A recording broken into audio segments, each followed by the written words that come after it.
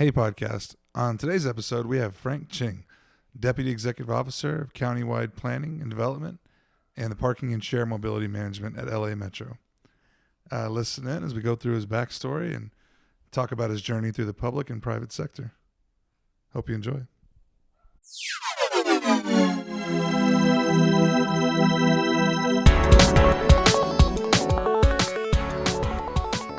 All right, so this is Lester Mascon with Park Rex, and today we're sitting with...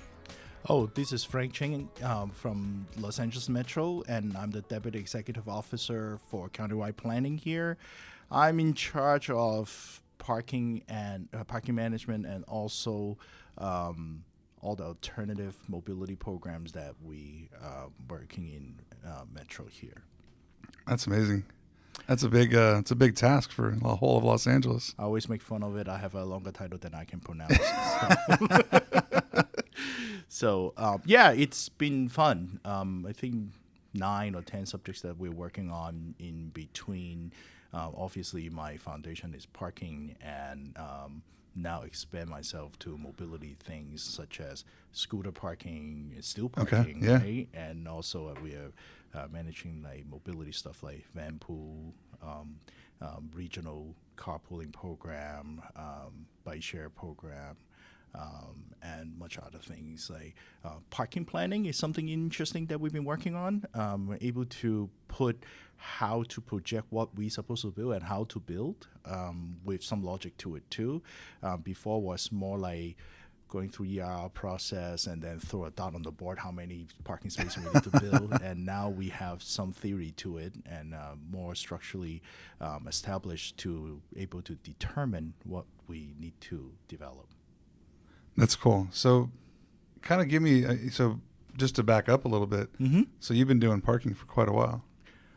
Yeah, I've been parking cars since, wow, it sounds so old. I'm 24 years into parking. Really? Wow.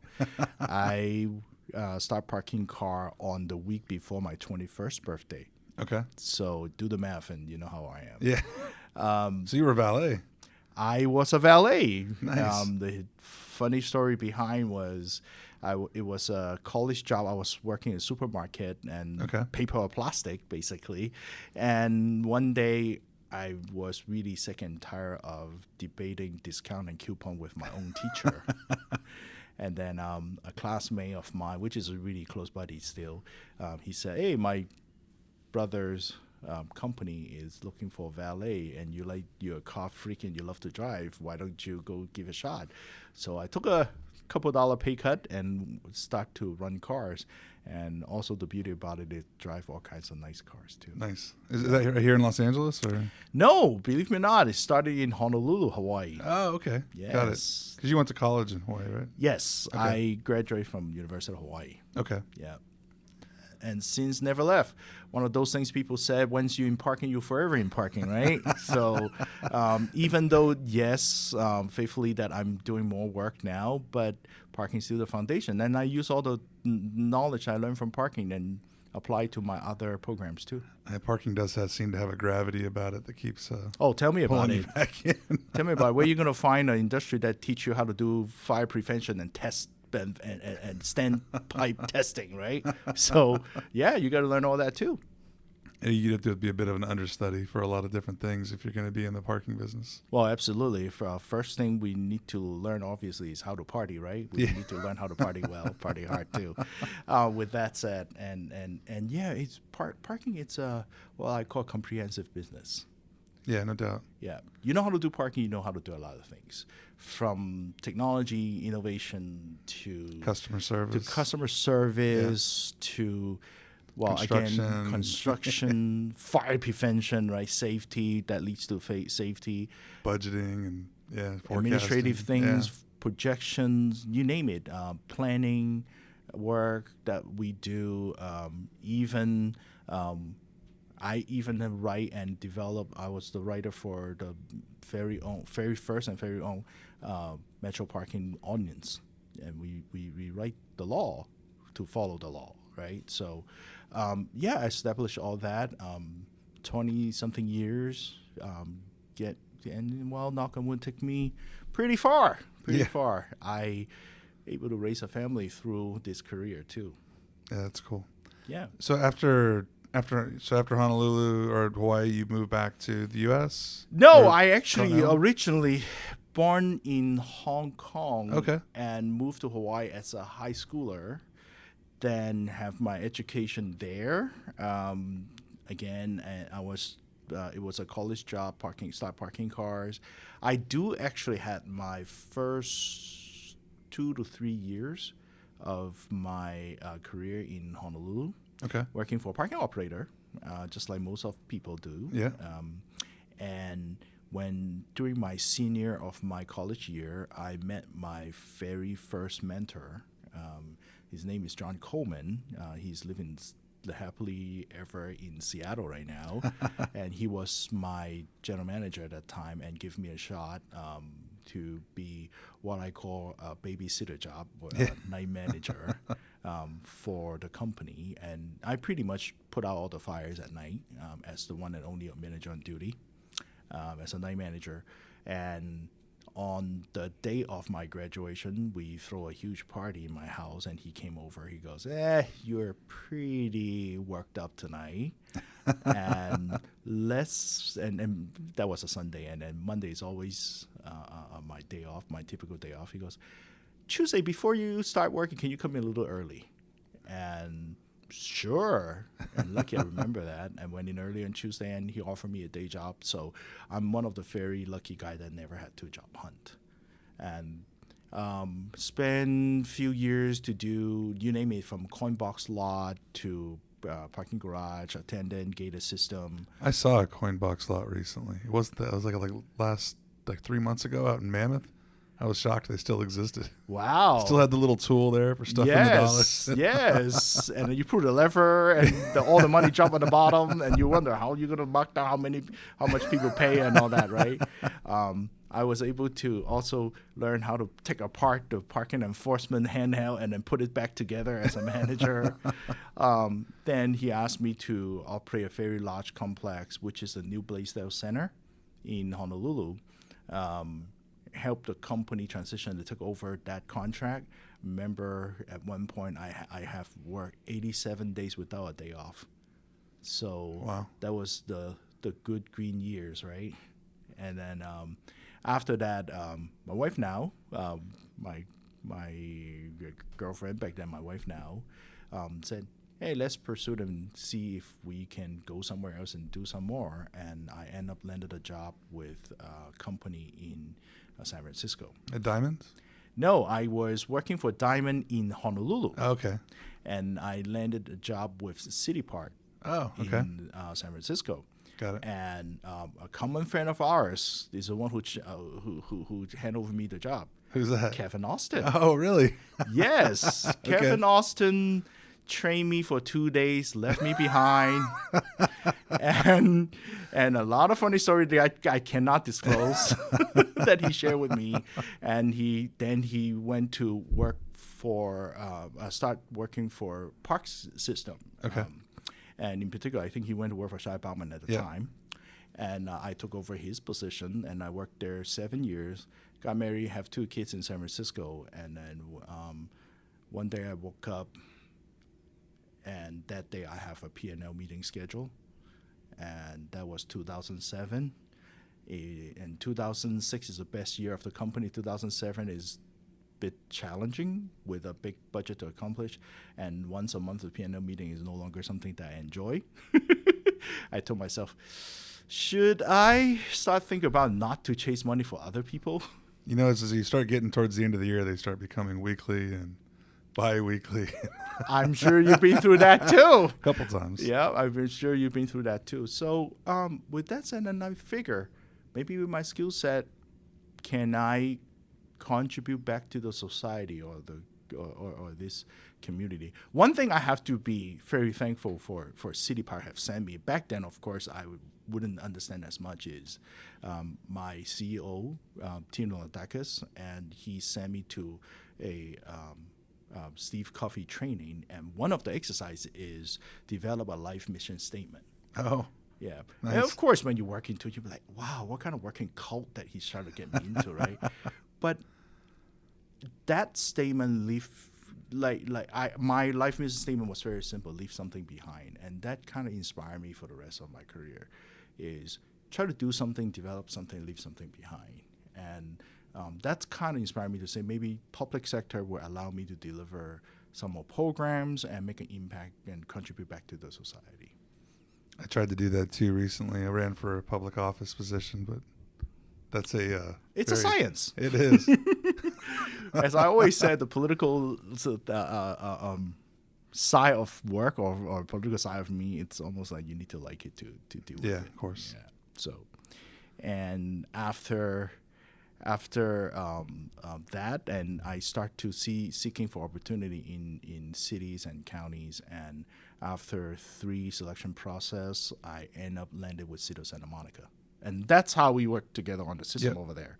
Santa Monica, which is a very vibrant beach city. It looks small, but volume high. There's so much going on there. There's so much going on over there. Like at one point, I think we had a system for 14 garages in one network together. When I first took over that city, we still have exit booths. And also the second lane have no booths. We have to put a parking attendant there to put a cigar box, and it's not 24-hour run. When I first took over, yes, I was the guy who switched all the garages into pay and food machine and remove all the exit booths and install the pay and food machines.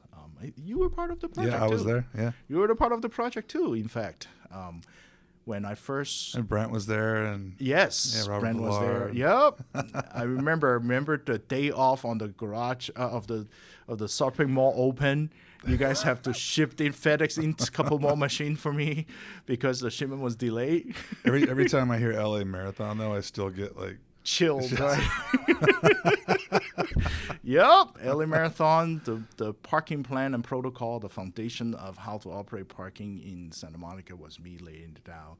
I was a city parking administrator over there, all the beach lots, and the later part of my career over there, I also oversee all the parking meters. I install all the IPS parking meter and all the sensors on the ground. The parking ordinance there updated many times, and I'm very proud that I was part of the team develop Parking Structure 6, which is award-winning garage, and that's a massive project. That was a huge facility. Yeah, that's a mega project. Very sustainable. The architects spent a year just to looking at how to bring in the natural sunlight and all kind of crazy things. Learn how to survive in the public sector too over there. Then 5 years ago, one day I was standing on top of one of the garage, in particular Civic Center parking structure garage, and I look around. I'm like, wow! Every year, city manager able to give me budget to do what I, able to justify to do with a good return on investment. But what else I can do? It's only so much I can do here. Maybe see if I can build another program. Because you were kind of at the top of your career at that point. I mean, at Santa Monica. So interesting that you were already looking. Yeah, because frankly, 3-4 awards later, very thankful. 3-4 recognition later, and also looking at on-street, off-street policy, have able to lay down what I have. Again, leave something behind. I'm proud to say it's maybe for me time to move on to build another program from scratch again, and very coincident. LA Metro had a parking opportunity here because we have 87 parking facilities spread out in 1,400 square miles. And when I took over the program, I don't even have one A-frame sign. I'm not talking about digital sign. I'm talking about A-frame sign. Really? Okay. The program is... Was everything just outsourced to... No. Everything is unmanaged, what I always make fun call supermarket parking. Everything was clean and maintained and not having anything to manage. There's no pricing policy. There's not even a parking ordinance to be established. And I remember... Wow. So you're able to make a pretty big revenue impact. I always said to make 100% more revenue, it's only $1. That's how excited it was. Okay. And I remember when I interviewed for the job, my ex-boss, he's no longer here, happily retired now. He said he spent half an hour telling me how difficult the job is, and said, He's trying to talk you out of it. yeah. And he said, Frank, if you think this is too hard, there's the door right there, and no hard feeling at all. And my reaction was, I come in with a big smile, and I said, look, I get so used to parking being treated as a stepchild, and this stepchild continue to grow. How about that? He said, that's a good start. And then we spent the next 20 minutes to talk about the local politics environment. Haven't talked about parking after that. Then he wrapped up the interview with a smile and say, Frank, I don't know what you do for a living, and I don't want to know. All I know is when I read your resume and today you tell me you actually love parking. I never heard of that. Who liked that? Who would love parking? And I just know that I need to bring a guy like yourself in to develop this program, because he said, I woke up one day, our board of director told me that, hey, you need to take over parking. And he said, if I take over parking, I'm going to need to find somebody in the parking industry to run parking, not just oversee it. So I respect that, because he truly respects the professionalism of parking people, the parking experts. And that's why I told myself, yes, this is a guy I can work for. Then I accepted the position, not with much more compensation, I'll be honest with you, but it was very interesting for me to start over again and develop a program again. Certainly more opportunity, though. I mean, you were kind of starting from scratch where you were at, and you were kind of at the top of what you could do. I am glad that you brought it up, because what I call the double-edged sword of the program is, the best thing about this company and the worst thing about this company. The worst thing about this project is I have nothing. The first day I came into work, I ordered 3 clicker for my staff to go count cars. Okay, and that's already get better. Okay, and also the best thing about the program is I can start from scratch and do anything while I want.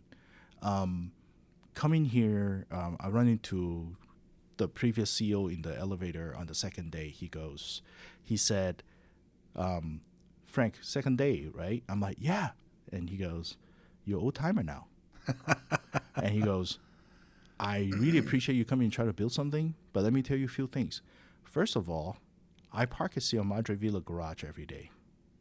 And every day when I go home, I already have to wait behind somebody. I don't care what you do. If you put a gate or a ticket, I don't mind to pay, but if you put a gate and ticket in front of me and delay me to go home, I will make sure you lose your job. And I'm like, okay. But you know what? That I took it pretty serious, and that inspires me to come up with a concept with how do we able to run parking at 1,400 square miles spread up, not to risk anybody stuck at the entrance and exit, and able to collect every dollar and without backing people up. So that become the vision that I try to come up with a concept with.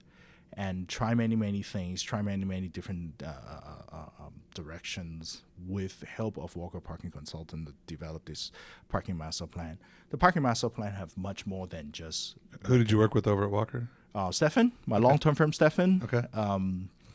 Yeah, Stefan and I worked together with the downtown parking plan in Santa Monica, and then coincidentally we were able to work together on this program too. And also Bernard Lee, he's in East Coast now, and he was also the person that helped us to develop this program. And the program is also the theme of the program. It's more important too. We only want to develop a program focused to serve our transit rider, and that was one of the mission that we developed a software technology to use the transit fare card to identify they are a transit rider before we allow. That's the tap card, right? That's the tap card identifier. To before we even allow the person able to pay or not pay for parking. And since then, our parking demand is under control. I am one of the guys that go around town to convince reduction of parking is feasible now. And in the future, corridor lines that we are developing right now, I always propose that we look at the necessity of parking capacity instead of overbuilt, based on what we have learned, because we're in a data-driven world now. All the parking data. You should have information from other cities even to look at. Absolutely. Travel pattern, boarding data, and all that. And with Walker's help, we develop a parking demand model, and we base on that with just a very small fee that we apply to our transit parking. $3 for 24 hours. Where are you going to find that kind of price? Yeah, nowhere. Right? And with that, we were able to suppress our parking demand to under control, not to above 90% anymore in most of our location. And the beauty about it is people who truly need park and ride able to find a parking space at any time now. So that was a proud accomplishment of this program. I don't take the credit all by myself. I have a solid parking team. With that concept, we expand to scooter parking management and also bicycle parking. With all this knowledge and experience, that we expand that too.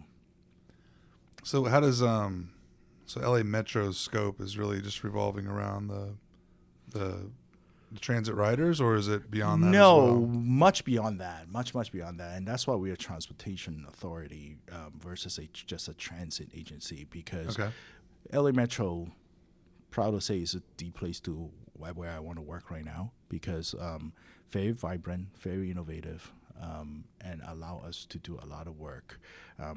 I currently manage pretty much anything you can imagine that is not quite transit. Okay. For example, park and ride is obviously it's a function of transit. People have to park and then ride the system, but we also offering a subsidy van pool program, regional rideshare, 5-county carpooling database. That's basically how it works. We have a regional TDM program, help people to reduction of single occupied vehicles trips.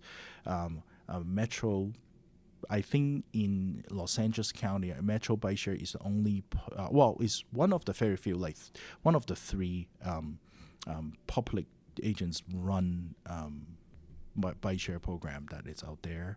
And also, as I mentioned earlier, we also have all the bike hubs. We have grants program to promoting and encouraging active transportation, that sort of things. So it's been interesting and very, very vibrant right now. Programs that I oversee actually fill the gap of sometimes when our transit, bus, and rail could not reach. It's like, for instance, like Vanpool is such a good program that help people that if their commuting range is not reached by mass public transportation, then there's another option for people to do instead of driving alone again. It sounds like it'd be the most difficult program to manage.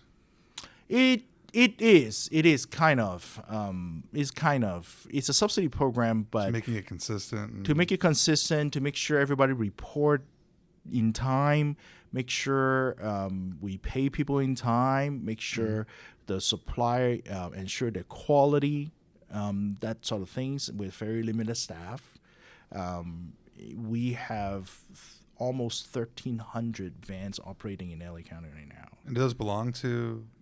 Or do they belong to the individual?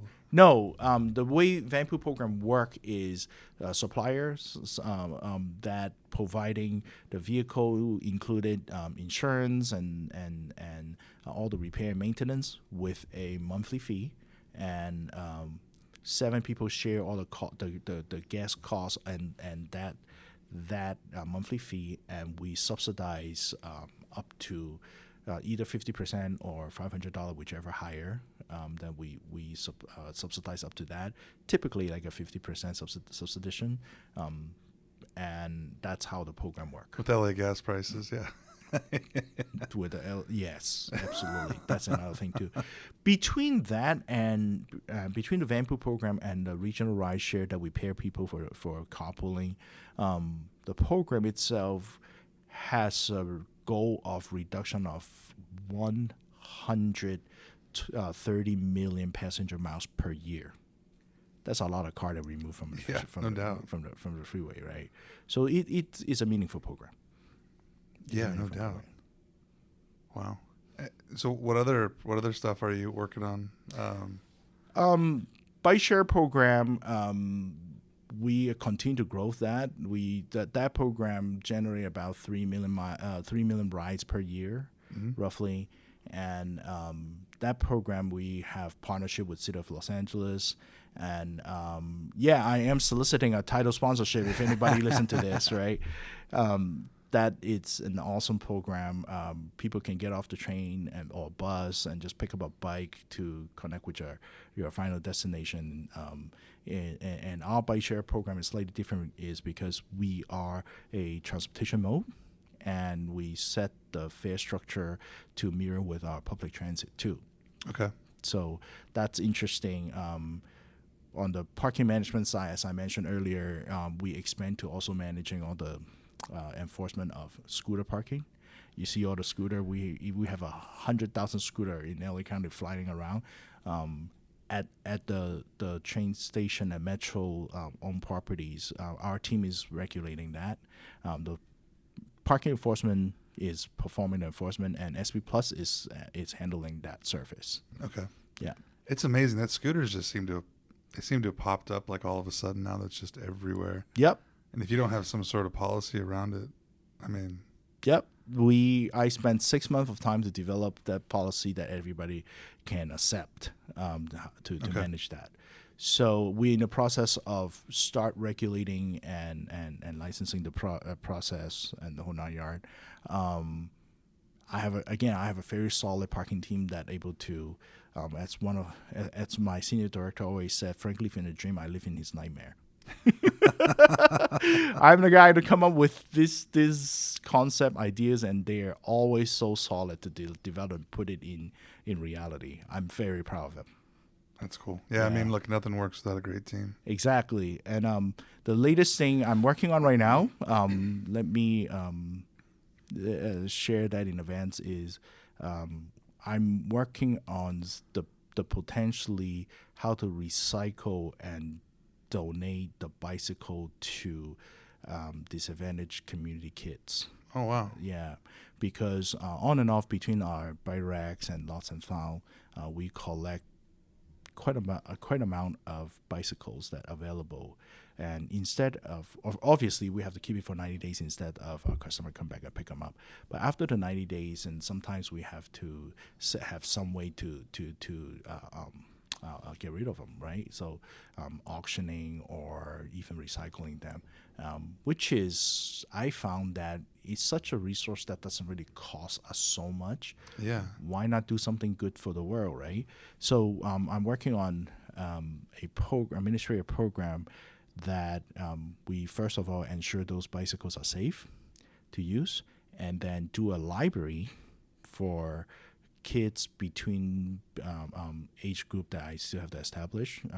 I probably looking at any age above 7 years old that they can come choose a bicycle and library it for 6 months, come back with a report card 3.0 and above. Then if they can come in with a good grade, they can get to keep the bike. If they don't, they have another semester to prove themselves. If they once again fail again below the 3.0, I don't think 3.0 is too much to ask for. It's not. Yeah, then they have to return it. The whole thing is also encourage them to keep up their schoolwork too. Absolutely. Yeah, so I'm in the process of working on that. You know, it'd be interesting if you took the bikes that were more for adults and everything, and I work a lot with the veteran community. Mm-hmm. Do something with veterans as well, just for the. I really would love to expand to that. We should work on that. We should work on that together. Not only that we want to share the bicycles, but also maybe they can help us to fix it. Yeah, absolutely. That will be a new skill set for the veterans too. Absolutely. Yeah, we should work together on that. Now I know who to contact. Yeah, that'll be fun. Mm-hmm. So, so we know what's coming next for LA Metro, but what's next for Frank Ching? Because I mean, you've been here for a little while. I mean, that's a good question. Is it public office time, or is it? It's a public office time. Hard to say. I certainly have the heart to serve the society. I do. I did thought about to run to be a politician. And frankly, I'm still juggling because I'm a kind of guy that really want to do the right thing right, Sure. not just to do what people think what they want. I have to juggle between that first, resolve that mentality barrier first. Okay, then that will be something I will be consider and keep the door open. Is starting from local and work my way out there, make myself available. But at this moment, very moment right now, what's next for Frank is I am looking forward to do more within this agency. It's really what I want to do. And that's why not necessarily I got an assignment. Sometimes these programs, such as this redonation program of bicycles, it's a program that I come up myself. Oh, that's such a great. Yeah. I mean, I would enjoy doing something like that a ton. So, I mean, I could see how that would be a really. I would absolutely know who to contact for help. So, seriously, these things, they are something that I wouldn't use the word invent, but I found myself to put myself into a new program. Oh, but you're creating solutions with problems you have. I mean, it's. Yes, I mean, that all was these bicycles that are sitting around. What do we do with them? It's like, okay. Yeah, let's find a solution. We have to put in solve. resource on real estate to storage them. Why not give it to some good use of Absolutely. good use of it, and encourage kids to do better in school, encourage they use bicycle to exercise, encourage to get around with bicycles. That's actually, I don't find a negative on that. Yes, it's a bit of work, but that's what we do. We'll do more. So you could take local businesses, get them to either bring in, kids that are, 16 to 18 that are actually looking for careers, as long as they let them charge to refurbish the bikes, as long as it's the kids doing it. Kids are learning a skill set too. Local businesses are getting a little bit of business out of it. I mean, there's so much you could do with that. Yes, don't underestimate that those two wheels that don't pay for parking. Yeah, no doubt. Can No doubt. accomplish. Yes, there's a lot of thinking, and one thing I enjoy working here is I can always think about something new to do. I mean, so you can see Absolutely. that board. Yeah. And I'm the kind of guy that I don't believe in best idea. I believe in best execution. So this is the working environment allow me to do that. I certainly want to do more, and that will be my immediate. What's next is let's do more within what I can do here, and further down the line, do I keep my door open on running a business or running a public office? The answer is anything is open, and absolutely the interest is there. That's fantastic. Well, hey, thank you for joining us on the show. Thank This has you. been fantastic. Very enjoy. And another thing I really love is coaching too. I mentoring too. I'm still participate on the NPA board, and I have in beyond within where I work, I also have quite a few mentees out there, and I'm very proud of what they do and what they can accomplish. And that's something I also want to continue to do through NPA, through my work here, and able to collect more mentees and continue to share what I know and what my thinking is. NPA is they're a great group. Yeah. They do a lot for our industry. Yes, and through them, I have met my number one mentee out there, and she's so committed to partner with us. Mentoring is also inspiring each other. I learn from her too. Absolutely. Yeah, so I very much enjoy that, and I'm continuously mentoring 3 people here, and not to mention that I also mentor my own daughter too. She's absolutely fantastic. She's a great swimmer, and she's doing great in school. Has her vision what to do. She's more politician than me. Well, you never know. Yep, you never know. Maybe instead of being running an office, that I help her run an office. That could be some thoughts behind too. It could work. That could work. Better her than me. Yeah, no doubt. Nothing more important than our next generation. What we Absolutely. do now is for them. That's who we are as a parent, right? So I agree completely with that. Yep, that's who we are. I remember one week during summertime, one of my colleagues here sent his son to spend an afternoon with me, share my thoughts and share my craziness, what I've been through in college, Frank and chasing craziness. cars, like cars and troubles and all that. And then the next day, the father is like, "Hey, thanks for spending time with my son." I'm like, you know what? That's what we parents do. Yeah. We won't limit what they think, and we can't limit what they can do, because the world is so unlimited for them. But what we can only do is keep coaching and guiding them. That's what we parents do. So yeah, very happy on that too. That's cool. Great. Well, thank you again. Oh, That's thank fantastic. you. And fantastic. We'll do this again soon. Absolutely. Yeah. Absolutely. Let's have a chapter 2. All right? Thanks. Thank you.